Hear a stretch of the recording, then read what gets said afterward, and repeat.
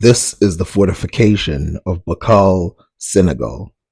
Senegal used to have another fort that used to surround this area. But when the French wanted partnership with the people of Senegal, they decided to reinforce this area by making it more sturdy in terms of the fortification. This area is only one of the areas in which the people of Senegal were dominating. But before the French made their way down to Senegal, they had to go through the Moroccans. And the Moroccans had nothing but bad things to do to the people of France. First of all, they suffered piracy. Secondly, they suffered slavery. And thirdly, they suffered exploitation. And the people of Morocco, who set them free, they did this only for a ransom from their home countries, in which even when they were letting them free, there was a chance that the boat that came to fetch these important men that was sent to Africa would be kidnapped themselves. And now they'd have to double the ransom. But the French eventually made it out and made their way down to Senegal. There couldn't be a bigger contrast in terms of civilization. The people of Senegal were not only open to the French, but they were protectors of foreign powers. An example is a Frenchman called Jean, let's just leave it there for now, who talked about how people like the English, the French, and other people were treated within their country. One of the things they experienced was that this place was actually openly democratic. What does that mean? Well, it means that they were looking for these kingdoms in Africa, but found themselves inside places that had versions of democracy. And these are not words that I need to throw myself. This is someone living in 1805. Like, this book was published in 1805. And he writes about how some of them have a democratic republic and some of them have a republic. Another thing is, in terms of the way they treated the Europeans, is that when the English and the French would have fights in Europe, he would solve the disputes by taking the side of the weaker force. So, in other words, he would say the king of one of the 8 areas, the kingdom of Barra, he would say that that fight is only going to occur in their home countries. Over here, that's not what's going to happen. Although this king might seem naive in the way he approaches the Europeans, it won't be a surprise to you to know that he was actually doing this to strengthen his kingdom. The several or 8 kingdoms that existed in that region, they were occupied or moving as a unit rather than moving as one for one. And this is what made them strong enough to take on the French. See, the French had a fort that they had made on an island called St. Louis. This island called St. Louis fell because basically nature didn't want them in that region. It got flooded. And so the French had to move, and even their colonial plans had to be put on hold. Obviously, they didn't tell their colonial plans to the Africans. But when they moved to a different island that was given to them by the king, they had to pay taxes. And the taxes were not ridiculous. It was just a few pieces of cloth, some iron. And this was not because they wanted to dominate them, but to show allegiance. So, in other words, if they pay taxes, they are acknowledging who is in charge. Because of the way that the system worked at the time, the people even thought that the French should have a say so in some of the matters that are happening, in the same way that republics have a say so inside of their republic. Prior to the invasion of this kingdom, This European who saw what the kingdom looked like before the interference of the Europeans remarked on how wonderful this kingdom was. Today, if you look at Senegal, you can't even see a shred of its history and what it looked like. But luckily, the Mandinka, or the kingdoms that were there at the time before, wrote about this kingdom and wrote about its amazing fortresses, its amazing houses. But not only that, a bunch of Europeans wrote about it, and they came with this in mind. Now, here's the thing: there are four things that the Europeans were surprised by. One was upholding the law. In other words, no person would be put to death or anything like that without them going to trial and being represented by a lawyer. A lawyer being someone who was provided by the state, unless, of course, the person could afford to pay someone that he thinks could represent them better. Another thing that they found surprising was that the inhabitants had houses that were well built and sophisticated. Another thing was obviously the republic and democracy and how they held themselves in terms of their systems. And then the last thing they found was that these people, although very religious themselves, had religious tolerance inside of their kingdom. Now, Islam, like I said, is kind of hostile to females in some way. And so a lot of the females of this kingdom, they stuck to the traditional ways, even though their husband would be Muslim. So you would have a Muslim husband and a traditional African wife who wants to live in a completely alien way to the Muslim traditions. Before I read this part, I want to talk about the fact that there is no other African kingdom that would have allowed these kingdoms to stay inside their kingdoms while they were fighting. Even the kingdom of Congo, when the Dutch started fighting the Portuguese, they just exiled both of them. So this is only one of the areas of these kingdoms. So there's 8 of them. Let me start by naming all 8 of these kingdoms. So there's the kingdom of Barra, which is considered the largest of all of these kingdoms. The second is Wakanda. Wakanda is the second largest and flows through rivers, so it's a strategic location. The third is Badison, which is, half the size of the kingdom of Bara. The fourth is Saloum, which is not as big as the rest, but it surrounds all of the other kingdoms. So, in other words, Saloum is a fort city meant to protect the other cities mentioned. The next one is Naine, which of course the Europeans could not pronounce, so they called it Nainai, which was incorrect. Then there's Kohan, which again, another one.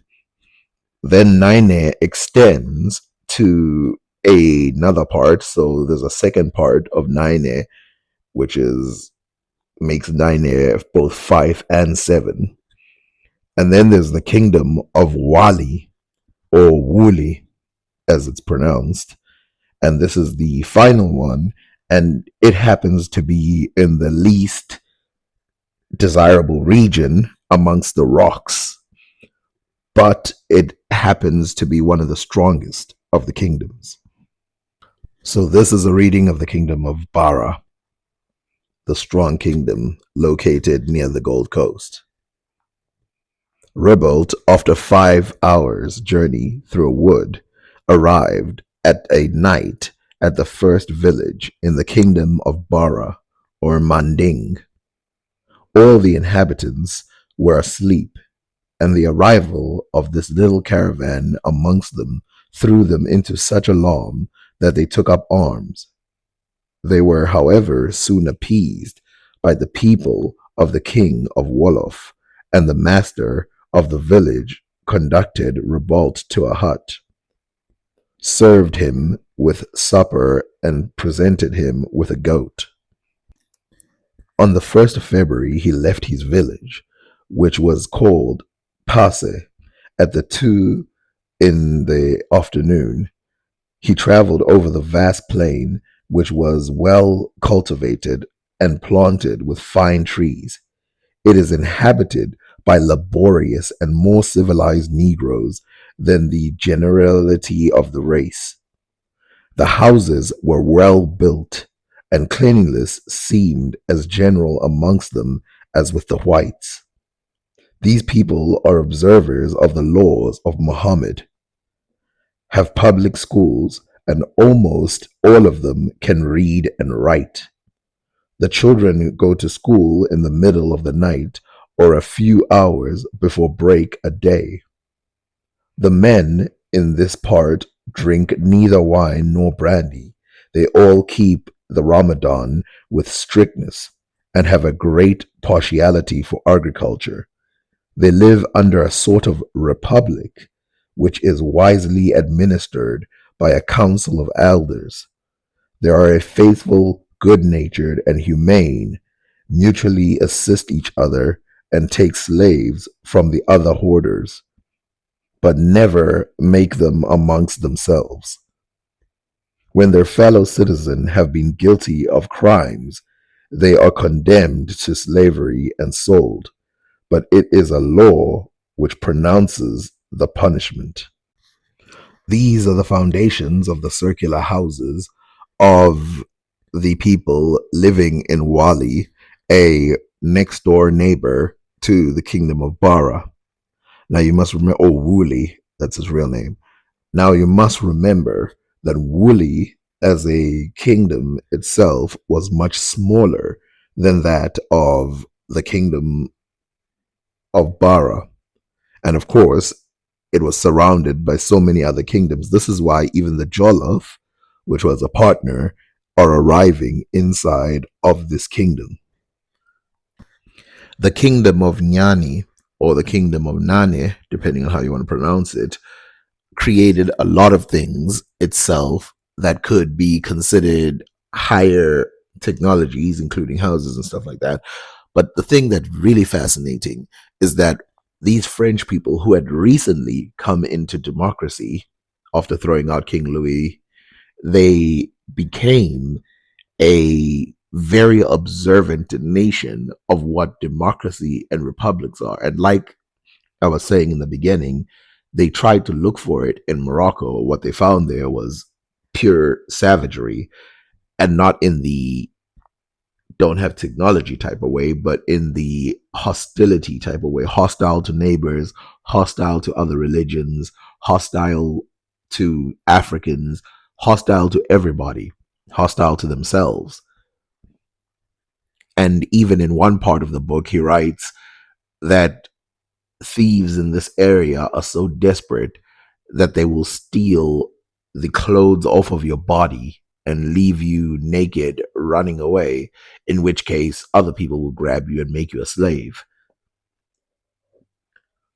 The clothes that were stolen from one of his companions were male clothes stolen off of his body by a group of women who openly sang songs and mocked him as he ran away, scared for his life. One of the people of the Jolof Empire are the Serer. These people are known inside of West Africa. Their history is long and it needs its own video. But as I was saying, the people inside of Africa that were observed by not only Jean, but also by other Europeans, which I've mentioned before, they state that these people had a republic and democracy, and he noticed this in the Serer. Now, I could go in some long in and out explaining why or why not these people were living in a republic, or how they didn't, but I like to provide evidence for everything that I'm saying because I think it's important, because a lot of people like to claim there isn't evidence and that it is a reconstruction or reimagining of African history, but in fact, we have the written records from the early 1800s. And again, what would the agenda of these people be naming some random African countries republics? This is very important.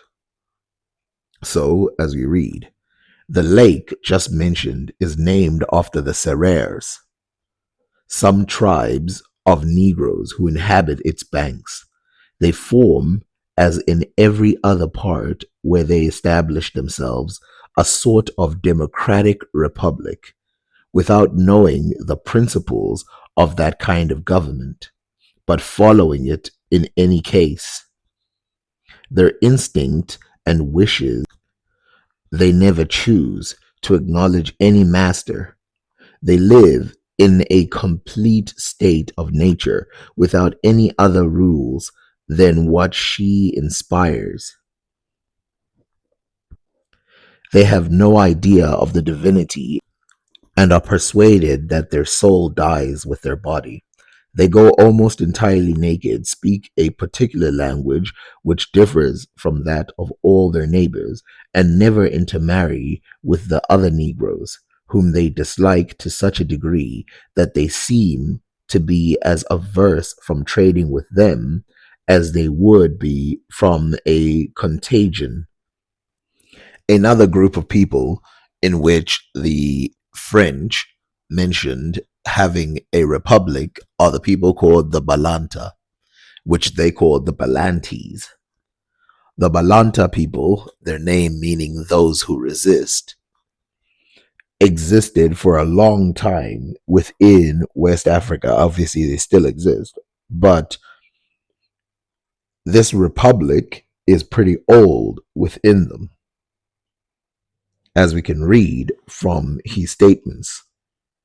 They allow no one to enter their country, never give their daughters in marriage to the other Negroes, and very seldom allow their sons to unite themselves to foreign women. They are idolaters, meaning that they are not Muslims. Their government is a sort of republic administered by the elders of each canton, who form a council. They have slaves, but the free Negroes never attempt each other's liberty.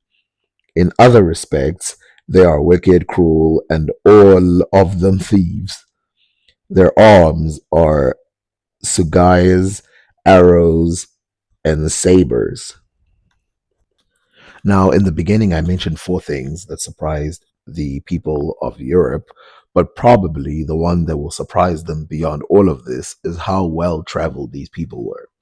So, in the beginning, and this has been disputed, in the beginning, when the Europeans first got to this region, which they had been since the 1600s, when they got here, they assumed that these people were from somewhere further inland. So, in other words, they came from somewhere deep in the Mandinka's empires and then somehow ended up in the Senegambia regions. This has been thrown away now, and it's thought that this area was sort of independent. And even though the people are related, they are native to this region. Another thing that they made an assumption about was that the Arabs, who seem to be very absent in their population, must have had some kind of influence way early in their history while they were still connected with the other more inland West African states, since these people are Mohammedans, meaning that most of them can read and write, first of all, as he stated, and then secondly, they can read and write in Arabic and they practice the Islamic religion, but they have nothing to do with Morocco or any of those places. And so the question is, how did they become Islamic? Now, the obvious point is they are somewhat connected to the rest of the African kingdoms, but it's actually deeper than this, which is mentioned in the book too, which is a lot of people from Senegambia used to travel to Europe and other parts of the world. This is something that I would not even state if it was not confirmed by several Europeans at the time. Now, I have stated that these people had fair laws, and these laws were gradual. So you, in some cases, would have high courts, low courts, and all of that. And of course, I back this up by looking at some European texts, but this is repeated, and there's a reason why I should show this version of it, because again, this is from a person from a different, the last person I showed was English. This is from a French person who had no reason to agree with the English. And it is just so much information about Africa from all kinds of books, from Arabs, Europeans, Africans themselves, uh, people from Morocco, people from wherever, and they talk all the time about the fairness of these kingdoms and the organization. And of course, the question is, where did they get this organization? Remember, Africa at one point was quote unquote isolated. I want to put that in brackets. And so, if it was isolated, where did they get these ideas that seem to be very different? I mean, the Europeans could not even relate to the tradition of democracy or the republic inside of Africa until they had it in their own kingdom, and then they could only recognize it inside of Africa. Now, before I read the next part, I want us to understand a couple things. That what we are reading is not reinterpretations of modern scholars who have come from on high to try and whatever repatriate, reassert the words of the people. This is someone from the early 1800s who, for the first time, arrived in this part of the kingdom, and he is describing things that he sees. So these are what you call contemporary writings. And these contemporary writings are very important because people don't even know this. And it's not even about whether or not Africa had these laws or whether they were republics or not. It's that it was asserted, and that we haven't been given the chance to dispute amongst each other whether or not these claims are true or false. Instead, they're assumed for us, and then we have to accept that fact. But it is not a fact, it's an opinion. It's a position in which Africans, again, a lot of Africans don't know about this. And of course, a lot of Africans don't want to know about it because they put it under the category of Afrocentrism. This is not Afrocentrism. And like I said, Afrocentrism, I would only agree with it if you're looking at it from the point of view of real history. So let's read. Now, I won't read straight through. I'll give my commentary as well because it's important to understand that these guys did not get everything right. It is remarkable that the Mandingos, or the Mandinka, who have all come from a republican state, have formed nothing but monarchies wherever they have established themselves. So this is the important part here, which is he recognizes that the Mandinka, who come from a specific state, which was republican in its nature. So in other words, it's one with councils and delineation, and it's meant to represent the people. And so the people can complain to their local rulers, and then the local rulers bring the thing to the major state, and then the major state, they argue over the information. But as he points out here, these Mandingas or Mandinka are not free from the same thing that happens to every other human or even every other democracy that we've ever run into, which is there's someone in there who wants ultimate power, who wants to rule.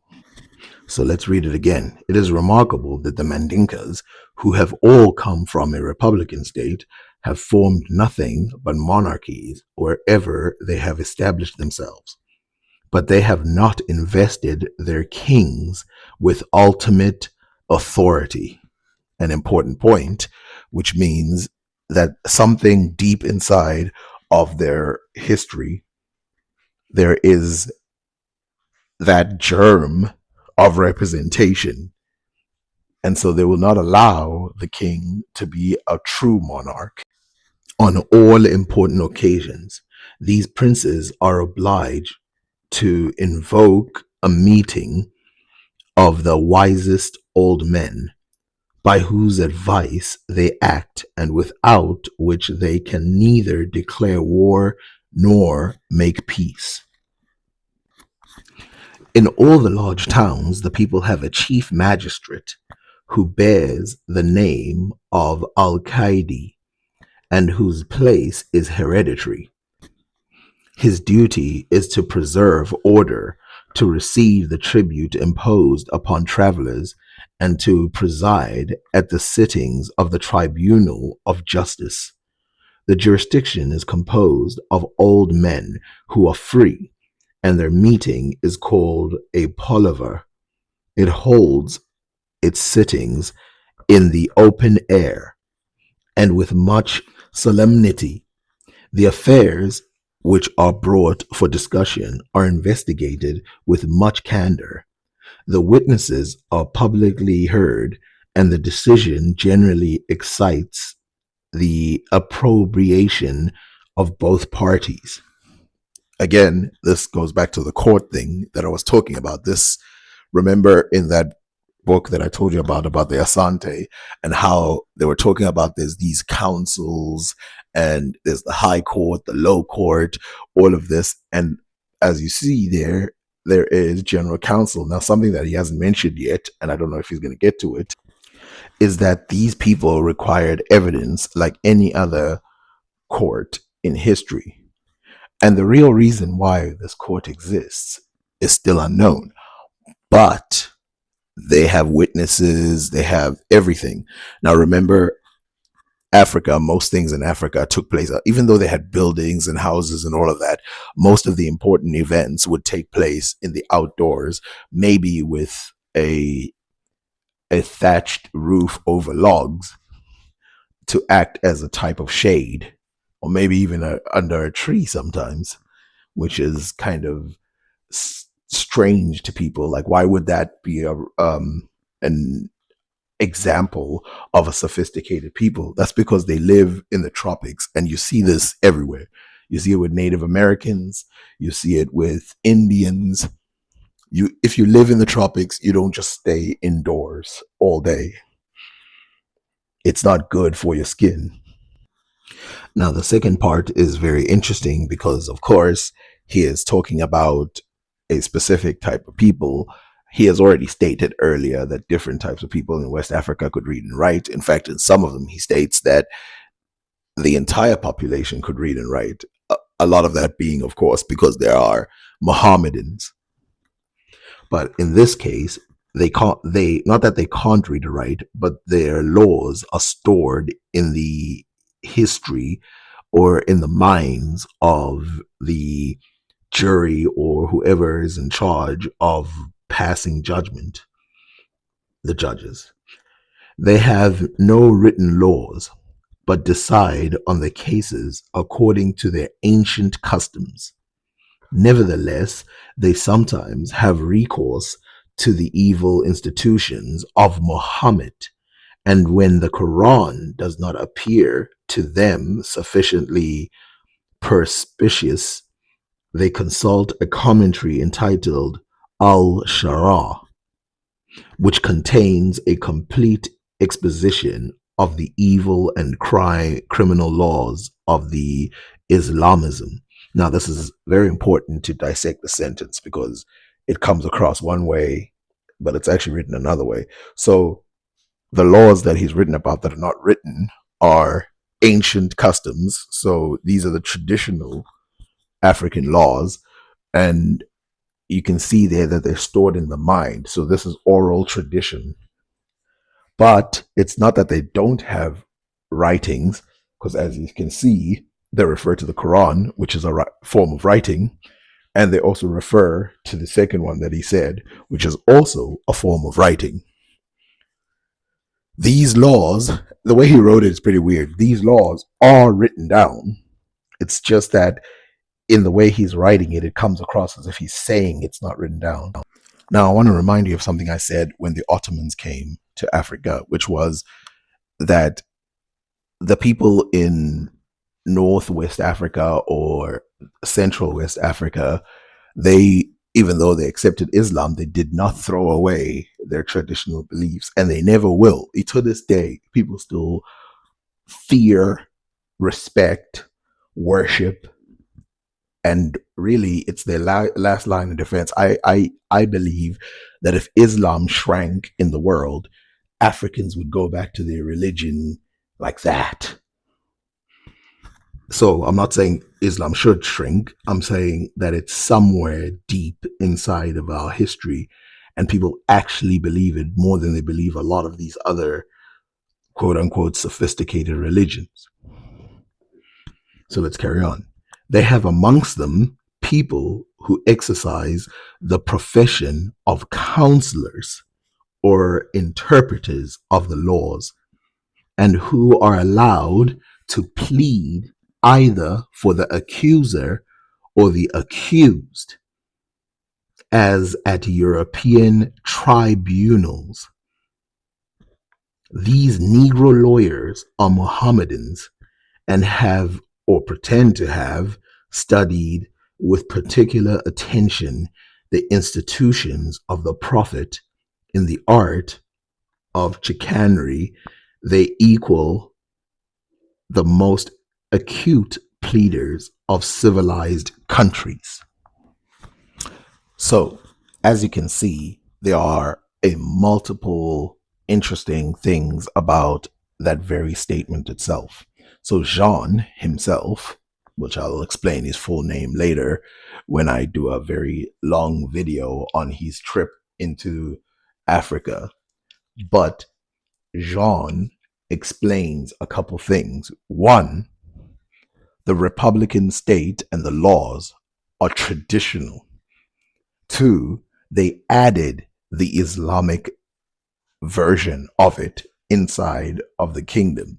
A lot of these Islamic traditions, or a lot of these traditions, don't exist in Islam in any way, shape, or form. A lot of Islam is top down, king first, man second, all of that. Now, all of you know that I have talked extensively about the state of Islam and what they accepted and didn't accept in their world. So this is not to talk down to any religion or anybody or any part of the kingdoms, but there is no kingdom in the Middle East at the same time that had anything close to this.